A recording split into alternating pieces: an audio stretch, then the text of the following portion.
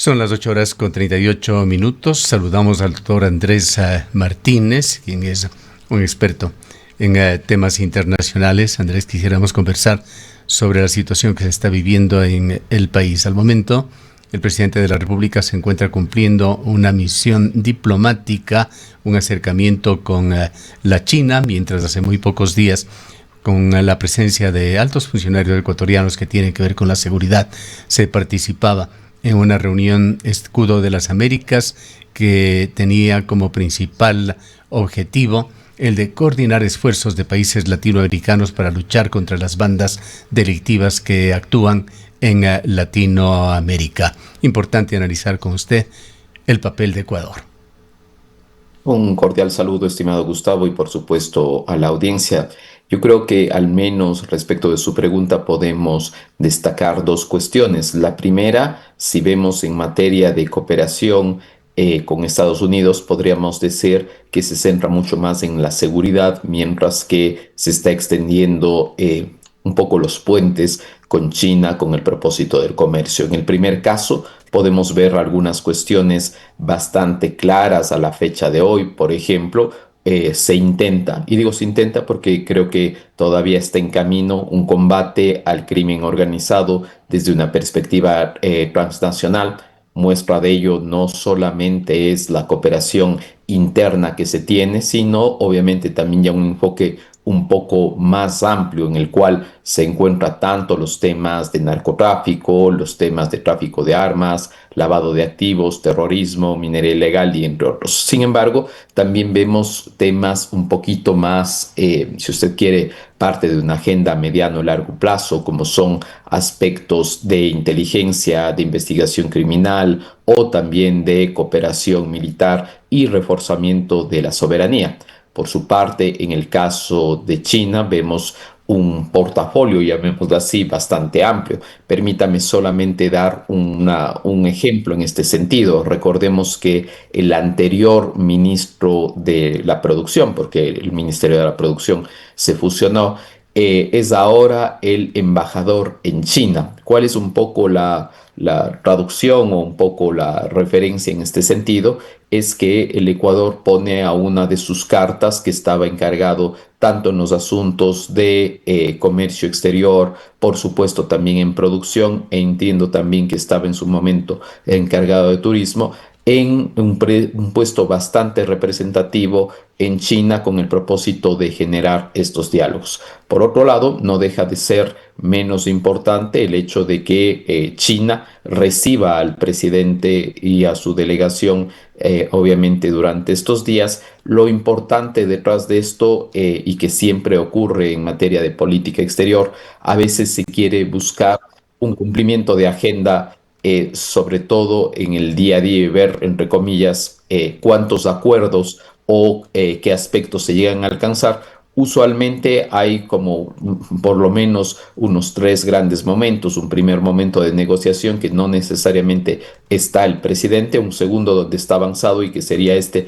donde llega a afianzar esos compromisos y podría existir pronto la firma de algunos acuerdos, y un tercero donde se pueda ejecutar. Sin embargo, creo que lo más importante en los dos casos, tanto de seguridad cuanto de comercio, sería ver cuál es la rentabilidad y, por supuesto, cuáles serían los aspectos significativos para la mejora en la calidad de vida de los ciudadanos ecuatorianos. ¿Qué balance saca usted de los múltiples viajes internacionales que ha realizado el presidente de la República? No, yo creo que al final del día, no solo en el caso del Ecuador, a nivel internacional, un jefe de Estado, y en el caso de un presidencialismo donde está tanto la jefatura de Estado cuanto en la jefatura de gobierno, hace que la cara visible sea representativa. Yo creo que en el caso de América Latina sí se ha fortalecido una cooperación y sobre todo un diálogo a nivel regional. Lo que obviamente podríamos criticar, si usted quiere, estimado Gustavo, es el enfoque que se le da. Quiero decir, bajo esta premisa, que por ejemplo, que cuando estaba Petro, que no comulgaba ideológicamente, no había esa cooperación, mientras que con el caso ahora de Perú, con el caso de Argentina, Chile y ahora Colombia, sí. Sin embargo, creo que es fundamental siempre que un jefe de Estado esté en estas relaciones, pero creo que para eso se tiene también una agenda por parte de nuestras embajadas y consulados que deberían encargarse de ese trabajo.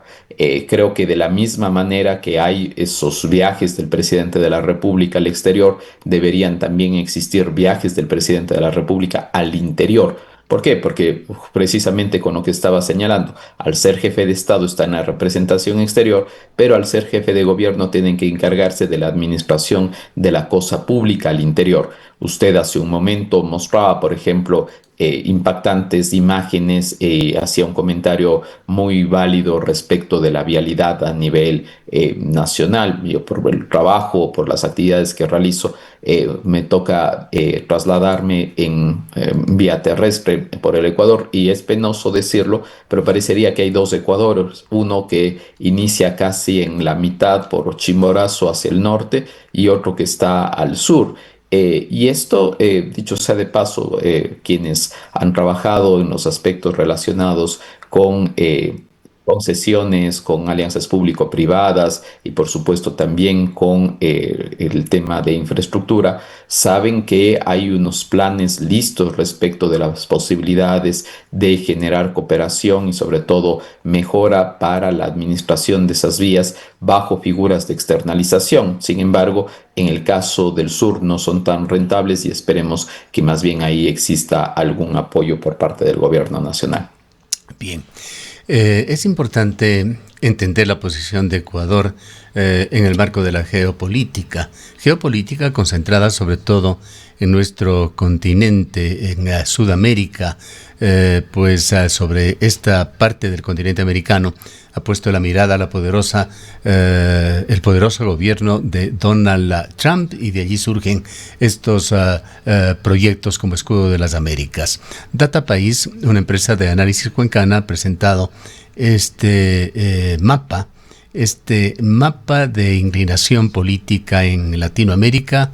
Lo compartimos con nuestros oyentes que nos ven a través de las redes sociales y la internet, también con usted, Andrés, y allí podemos ver que todo el sector oriental de Sudamérica, en la parte sur, comenzando por Uruguay, están clasificados como partidos de izquierda. Uruguay, Brasil, Venezuela.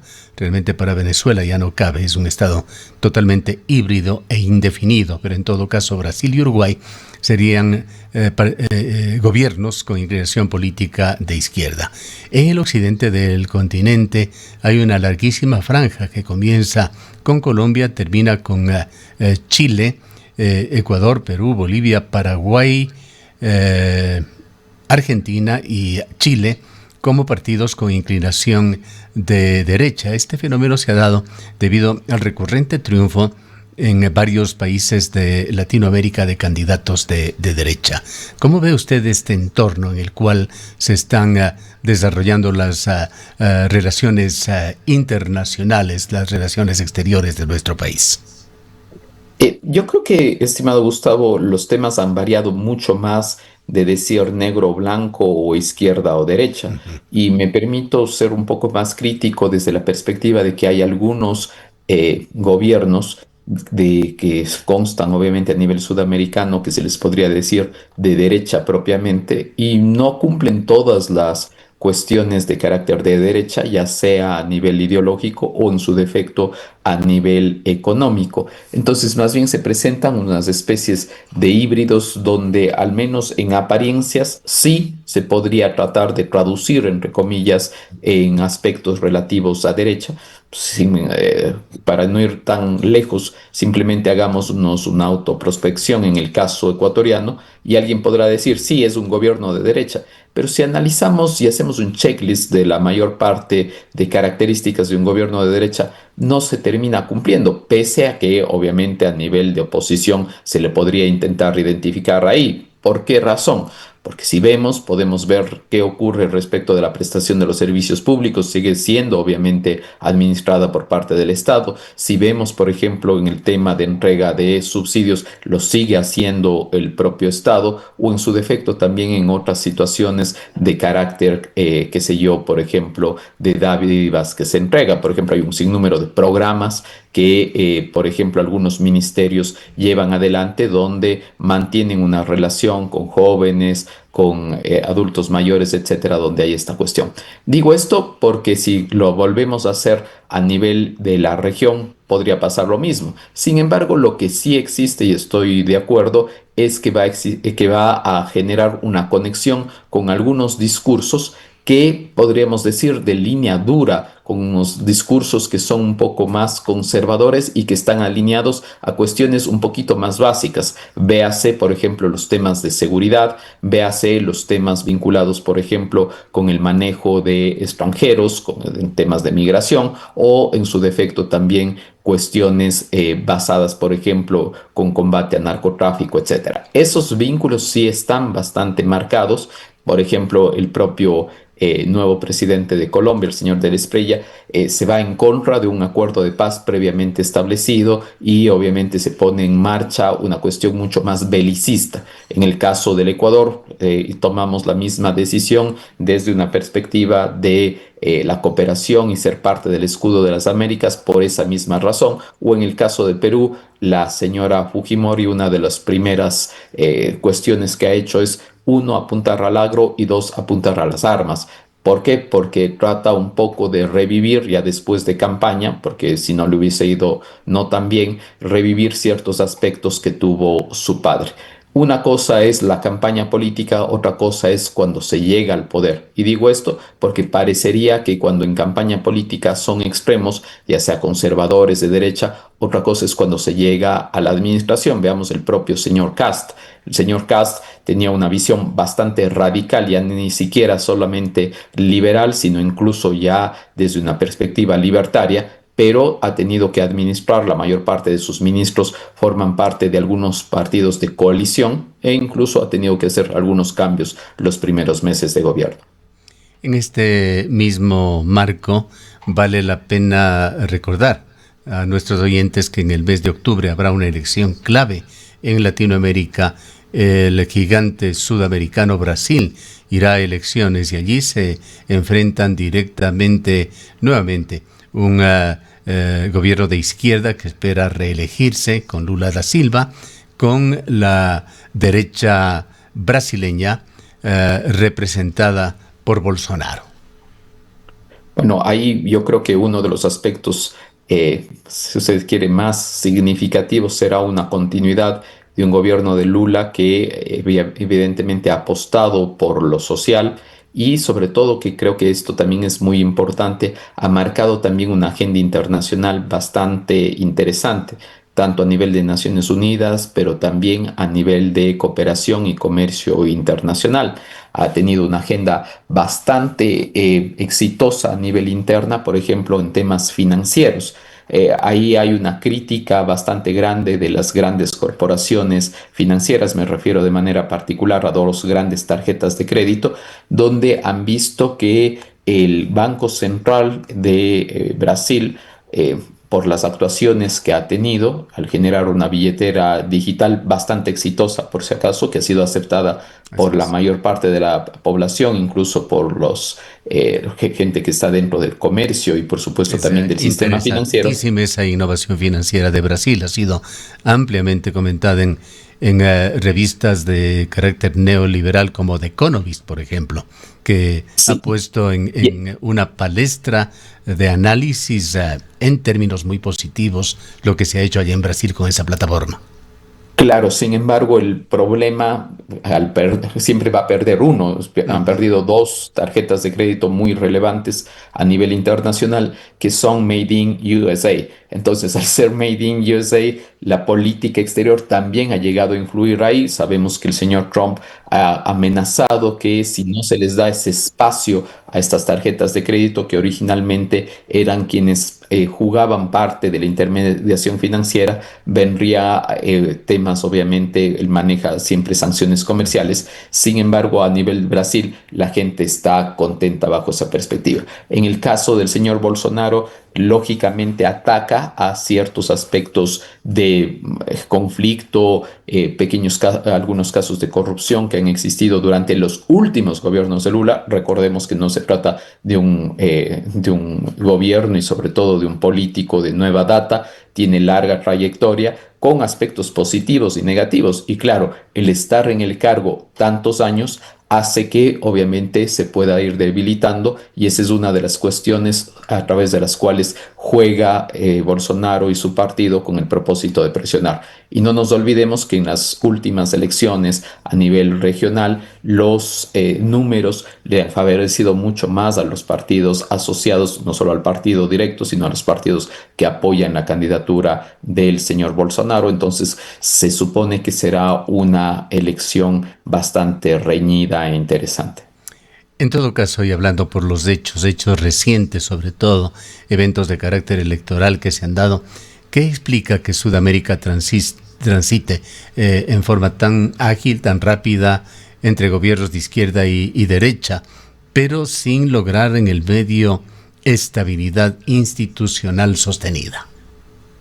Bueno, yo creo que, insisto, más allá de un gobierno simplemente de izquierda o de derecha, muchas veces, en la mayor parte de países, son especies de sentimientos en los cuales no terminan de encontrar lo que buscaba el elector, es decir, promesas incumplidas, sumado a ello, lastimosamente, también a grandes episodios de corrupción, en muchos casos de los países, escándalos, y obviamente se comienza a dar una especie de péndulo, un péndulo que está asociado a dos cuestiones. La primera cuestión, desde una perspectiva de un voto castigo, veamos que no todos los países, por ejemplo, tienen la obligatoriedad del voto. Segunda cuestión, también hay algunas situaciones en las cuales el margen político hace que se vote incluso por otros partidos. Por ejemplo, el votante de izquierda es muy crítico y no es necesariamente muy fiel.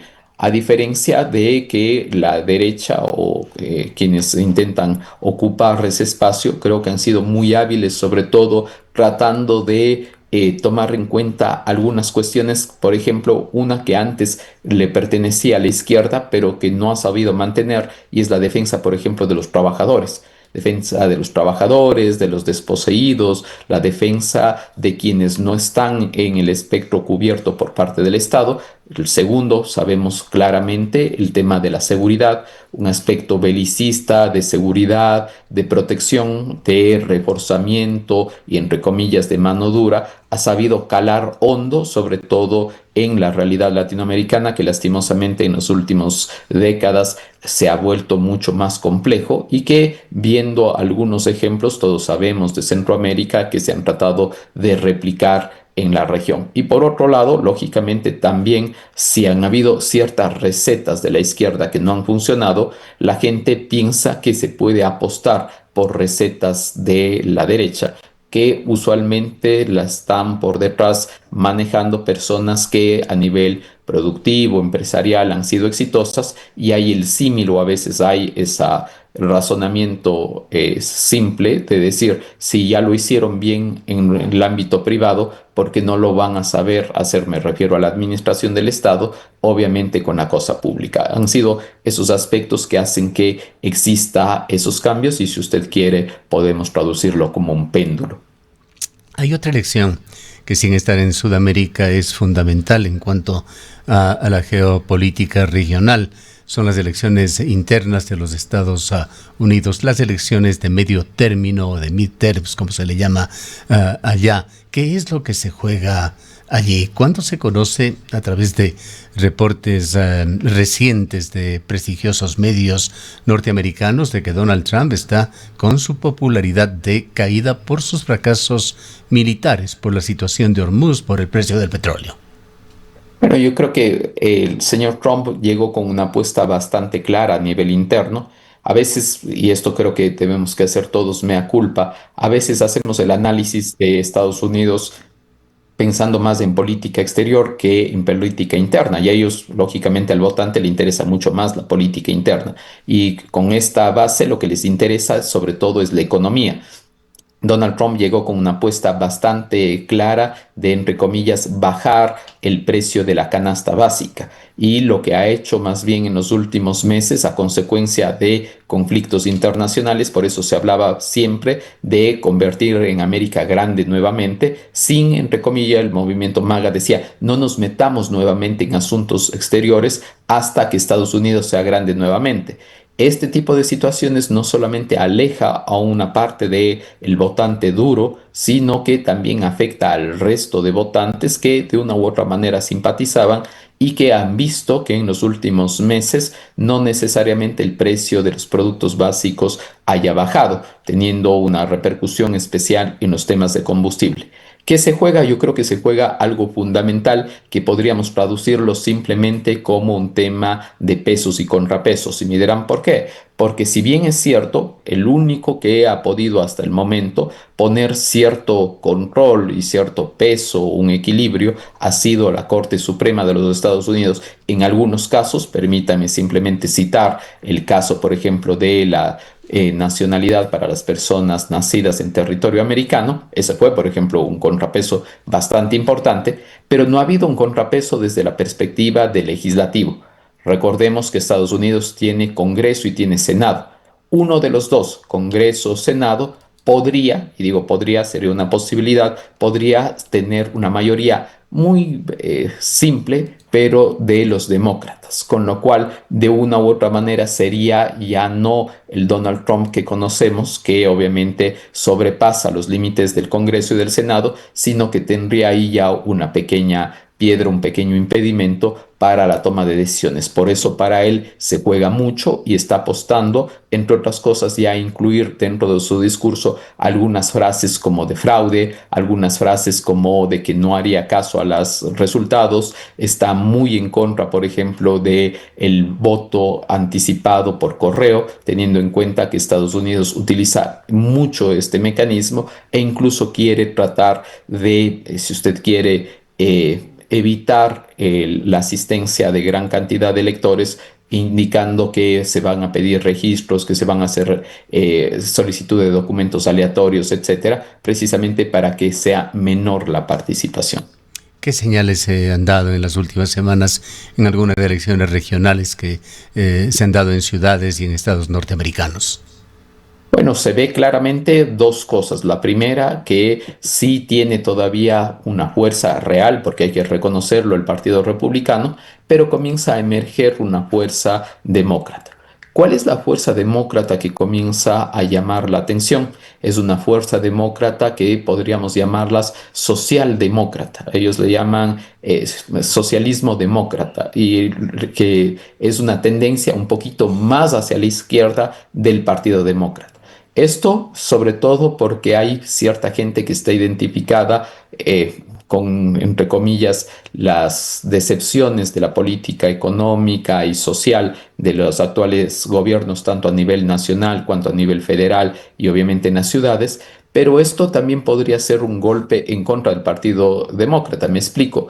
Porque el Partido Republicano está utilizando esto con el propósito de decir que el Partido Demócrata se está volviendo comunista. Ya la frase más típica para decir que si algo se está volviendo más de izquierda es decir que está siendo comunista, y eso sería también una posibilidad de una campaña de miedo respecto de no votes comunista, porque el propio Trump y sus candidatos han dicho, pone comparaciones con Venezuela y con Cuba respecto de lo que podría llegar a ser la política. Sabemos que no es así, pero en campaña se llegan a utilizar incluso ese tipo de afirmaciones.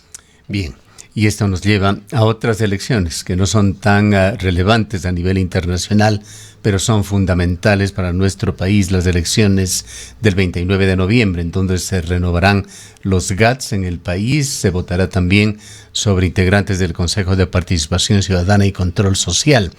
Culminemos este diálogo con su visión sobre la relevancia, la importancia de los resultados.